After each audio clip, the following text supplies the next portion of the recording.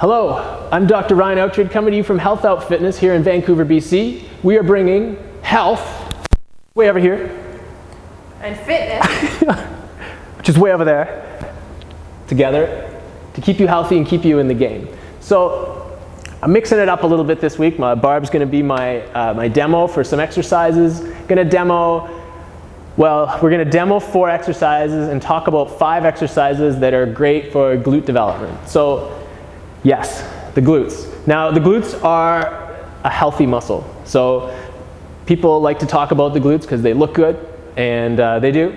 But they're also very essential for having a healthy back and also for having healthy knees and a lower extremity. So when the glutes work really well, the knees and ankles can track evenly and straighter, and you have less stress in them, as well as when the glutes and the hips bend properly, and the glutes kind of allow them to do that, then the pelvis is allowed to bend more through the hip joints, and it protects your lower back.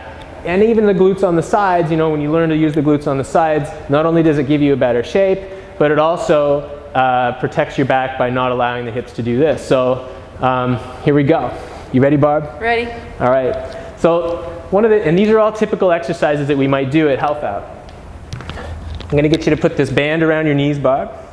So the equipment you might need would be a slippery floor and some woolly socks, or just like some sliders like this for the floor, some bands to go around the knees perhaps.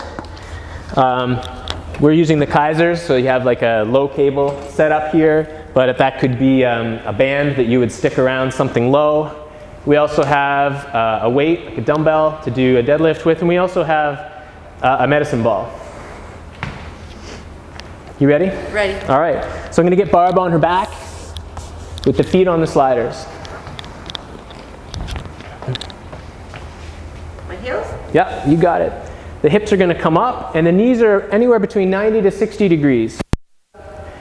She's going to put her hands on her tummy muscles. So one of the essential things about learning to use your glutes is the activation of the abs. If you can't activate the abs while you're trying to extend the hips, the lower back's just going to do it all, and you're not going to get that nice emphasis on your glutes rather than the lower back. So she's activating her tummy muscles, and that's actually posteriorly rotating her hips like this. They're actually turning back, and when you do that, right, you feel it more in your glutes, correct? Correct. She's also feeling this in her hamstrings. But one of the things with glutes is that when you work them in a shortened position, when the muscle's shortened, it gets kind of a better look as well. So women love to do this exercise because it works the muscle in a shortened position. It gives it a different look. So she's also got the band around the knees to activate the muscles in and around the sides of the hips. So that just makes it a more holistic exercise for the glutes. And she's just really getting in touch with what it feels like to isolate her glutes right now. The next step is we often add some shifting foot to foot. So whether you lift the leg or not, the rule is that you don't let the hips twist. So she's going to keep her hips nice and level, shift the hips from side to side exactly. She's only lifting the foot maybe like a centimeter.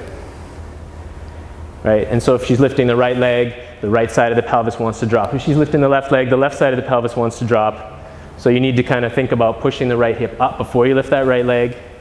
And if you find you can't do it without letting the hips twist, if you just lower the hips a bit, lower the hips a tiny bit, Barb, and then do it, there, now she's able to do it without compensating. So as you get better at it, she'll be able to kind of extend the hips even more. Maybe as her hip flexors become more flexible, as she gets to know how to stretch out her hip flexors as well, then she'll be able to get the hips up higher as she gets better at it.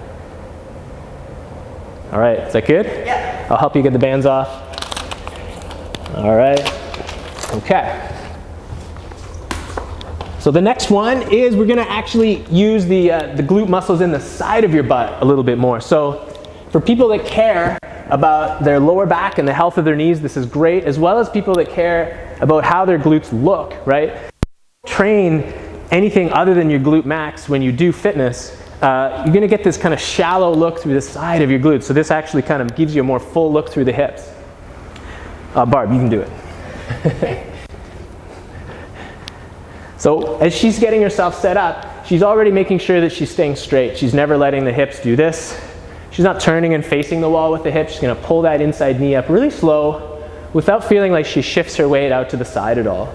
So the cheat with this one is people want to lift the shoulders out She's going to lean her shoulders back towards the wall.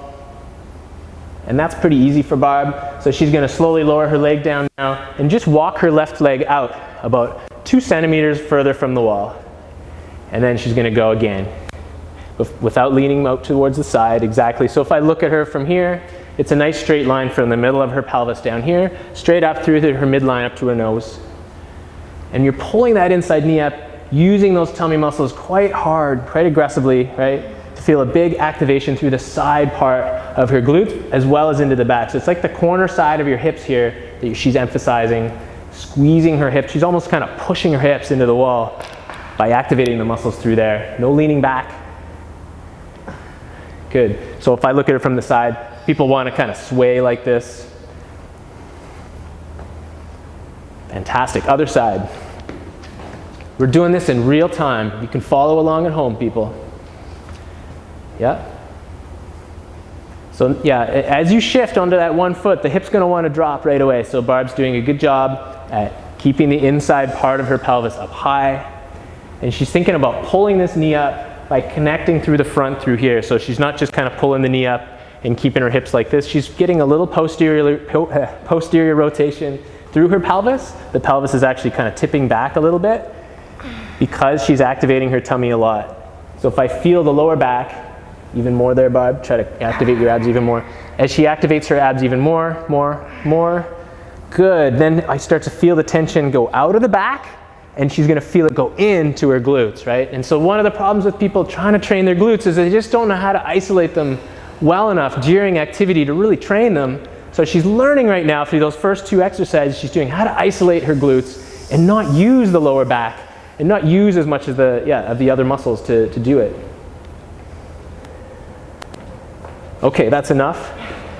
Fantastic. Okay, so the other thing that kind of holds you back with being able to learn to use your glutes properly is just not knowing how to bend and then extend properly. So she learned how to extend really well. She learned how to abduct really well. Now she needs to learn how to flex through the hip and not flex through the lower back in order to train her glutes better. So we're going to do a deadlift. Here you go, Barb. Thank you. She's going to stand on her left leg and hold it in the right hand. She's going to think about having a nice neutral back and slowly kick her right leg up in the air with that backward bent position in her lower back. So this is a great exercise for people that have chronic back pain in their history. It's a good one to teach you how to bend through the hip joint here. So the hip joints for her is right in the groin here, and she's thinking about bending over this spot right here to get forward. So kicking the leg up helps to protect the back and teach your body how to bend through here rather than bending through here.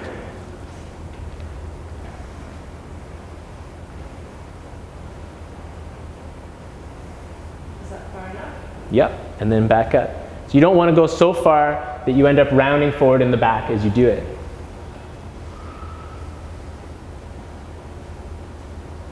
And we'll just switch hands, Barb. We'll go a little quicker. If you're doing this at home, you can spend a little bit more time on this one, but I don't want to keep you all waiting for these last 2 exercises. Fantastic. Yeah, again, kicking the leg up, keeping the hips level towards the floor, and never rounding through here.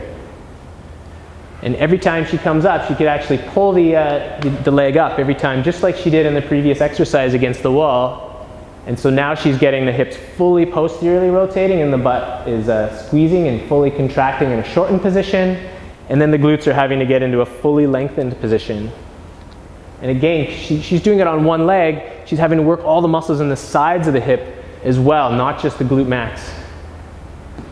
Fantastic, good job. So lastly, this is more of an advanced exercise we like to do at HealthOut. We're going to use the low cable here on the Kaiser machine. The weight's quite light, so anywhere from 2 to 5 pounds is enough resistance to have on the foot. And she's actually going to hold a really lightweight, this is only 6 pounds, a really lightweight up in the arms.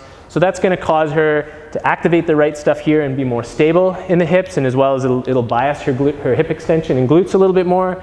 And she's going to step back, so come all the way out to the front line there, Barbara, almost perfect, right there. So she's going to go back into a good lunge and a good split squat position, so she knows how to do lunges and reverse lunges really well. Yeah. So if you don't know how to do this exercise very well, you don't do it yet. This is kind of more of a downstream progression. She already understands how to lunge really well. And she's being very careful not to let that knee collapse in, that left knee, because she's getting this other leg pulling her back. Her hips are going to want to twist, and she's resisting that. So she's actually pushing out to the left with her left knee into my fingers here as she comes down to prevent any torsion in the knee. And so you can get, once you get good at this, you can get up to the point where you're actually having quite a higher tempoed step. You can up your resistances a little bit, right? And I'm not stressing the knees out a lot with like a ton of weights, but I'm really isolating the glutes because she's having to work even harder against this resistance to extend that hip every single time. And then she would go and do the other side. So the last exercise I wanted to talk about was running. In particular, shorter distance running. Now, you don't have to run at 100%, but doing repeats on a treadmill, even on an incline on a treadmill, and especially running hill outside, those are great activities for glute strengthening and development. So that would be a great little routine there, Barbie, you could do on your own. You did a nice warm-up of some exercises that you already know how to do, specific to you. You could do those 4 exercises, then do repeats of running. Maybe you did 2 or 3 repeats. Yeah. Maybe give yourself a minute in between them, and they're probably only 20 to 30-second sprints. So you're resting double the amount of time that you would work. Catch your breath and do the whole routine again up to 3 times. What do you think? What do you think? I think I can have a nice booty. And be healthy? A strong booty. And be healthy? Okay, all right. Thanks for tuning in. I don't know how many people made it that far. How many people do you think lasted that long in the video? It's interesting. Everyone wants a strong back. Everyone wants a strong back, she says. Okay, all right. I agree. Okay, that was awesome. Thank you so much, Thanks, Barb. Ryan. Okay, and remember, don't just work out. Help out. Help out. See you next